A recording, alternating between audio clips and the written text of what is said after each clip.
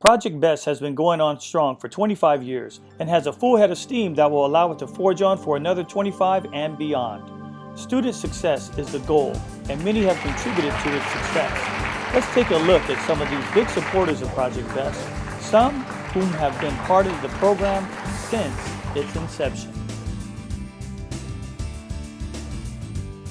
Gail, tell me, how did this start? What was going on in your mind when this idea came up 25 years ago?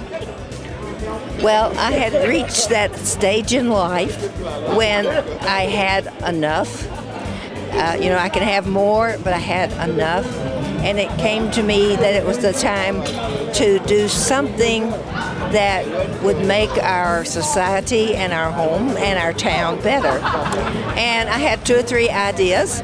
And it so happened that one day I ran into Dr. Tom Jones, superintendent of the high school district. And I told him about an idea I had concerning our African American students, boys in particular. He immediately called a meeting and we discussed, what do we need to do to make things better? And we really were, when we started out, really focusing on the ones who were not excelling at all, dropping out. Right. And as we talked, we said, if we could grow in Bakersfield and Kern County more African American teachers, men especially, for the students to see as role models, right, this would be a help. And so we started out with that idea of growing our own teachers. Finally, it occurred to us that we should also keep in mind that we needed more engineers and law enforcement and, all the other fields. Right. And so we began to reach out to oil companies and other businesses in town, and they've been very supportive over the years. Okay, and so this is 25 years later, and tonight we're here to celebrate the lives of these young men who are successful. And this is not a one-person program. There are many people who put many hours in this program above and beyond their other job. I had started the mentoring program, and I had started the College Bound program, right, just taking kids to colleges. And so he suggested that I get on the committee. Really? For them to, and at that particular time it was not even named. Right. They was just putting their heads together to see what could we offer. Right. In all of that, they had also found out that approximately 50% of the black males, when they started high school, were no longer college prep by the time they were sophomores. Okay.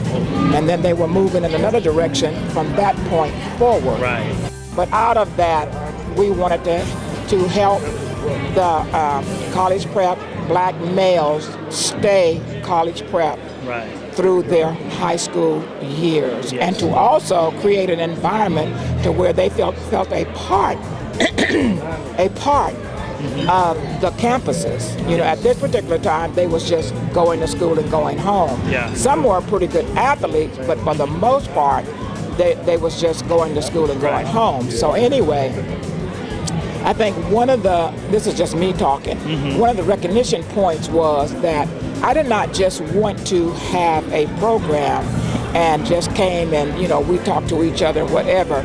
I wanted to enrich their high school experience. Right.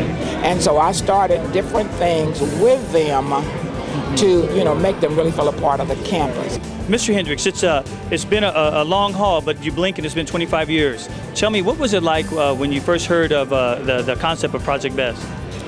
I was a first-year teacher at South High School, and when I heard the concept, my only thought was I wish this program had been around when I was a student at South High School. That's powerful. That's powerful. Yes.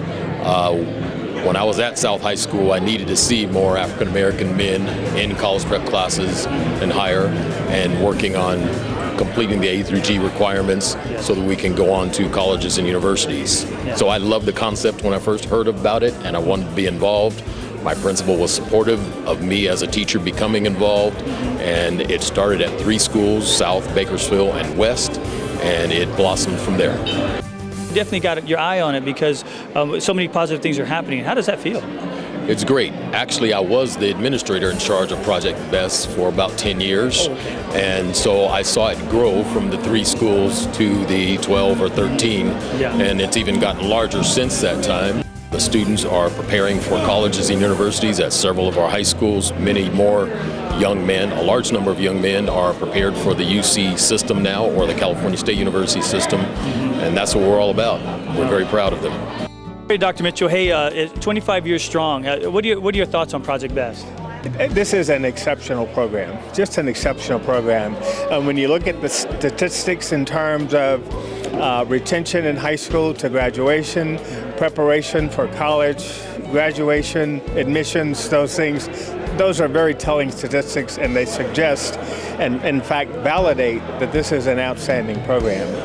And in fact, it was a real pleasure for me to present the CSU Bakersfield President's Award to Project BEST for 25 years of excellence in transforming the lives of Black men in our community. And I think that's such so deserving because we have more now African American males attending CSU Bakersfield. They're staying home and they're going to school, and they're getting the job done. You know, so how does that make you feel as the president? I really enjoy that, and just to see the number of these young men who said, "I'm going to Cal State Bakersfield," was just exceptional. And you know, we have what's called the President's Scholarship Matching Fund, and so I was able to say, which Ramon announced, that for every student who attends CSU Bakersfield, they will get an additional $1,000 scholarship from the university. That's incredible.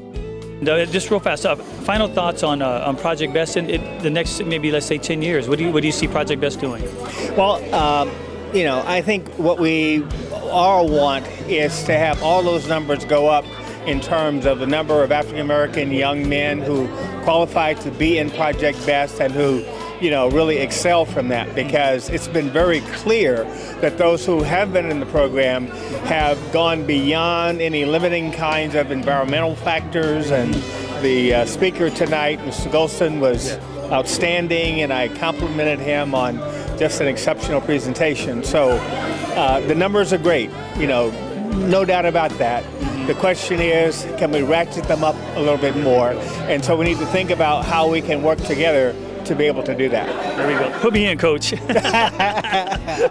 Thank you so much. Well, thank you for all of your work in supporting the program, being a parent in the program, and you know, doing the video and doing the interviews. Oh man, that's exceptional. From inception, when you jumped in with Project BEST to today, man, what do you think? You know, it's been a roller coaster ride, but it's been so positive. I've grown from my involvement with Project BEST. There was no Project BEST when I was going through school, but there was always a future ward, and I was glad to hear the Friendship House connection from Mr. Hendricks. You know, I've been the district administrator of Project BEST for the past 9 years, and it's been a learning experience and a growing experience for me as an administrator, but seeing these young men grow, develop, and seeing the things that they accomplish, seeing them come back to the community and start to give back, and seeing them living the dream or fulfilling the vision that we have for Project BEST, I don't have words to explain how good that makes me feel. I love Bakersfield. I'm an educator because Bakersfield and Kern County has been good to me, and I want to give back to it what it gave me.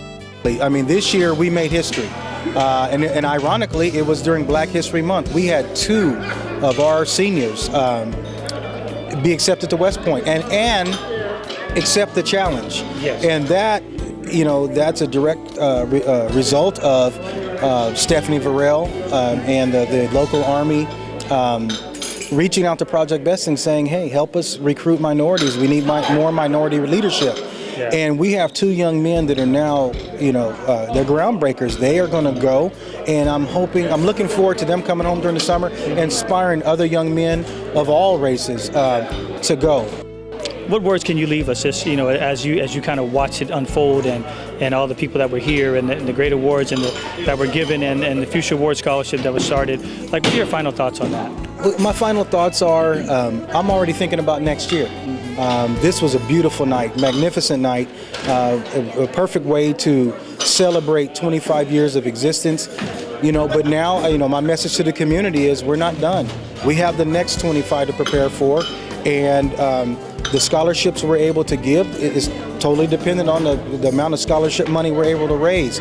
So, I like to remind people that, yes, Project BEST is targeting African American males, but when every male in this community succeeds, the whole community succeeds. Right. And so I would just encourage the community to support Project BEST and help us reach out into the community, help attract kids or young men into the college prep curriculum, so that they can, go to college or career, a CTE program, and then come back to the community and pay it forward. Yeah. And so we're just trying to make Kern County better, one graduate at a time, one African American male at a time.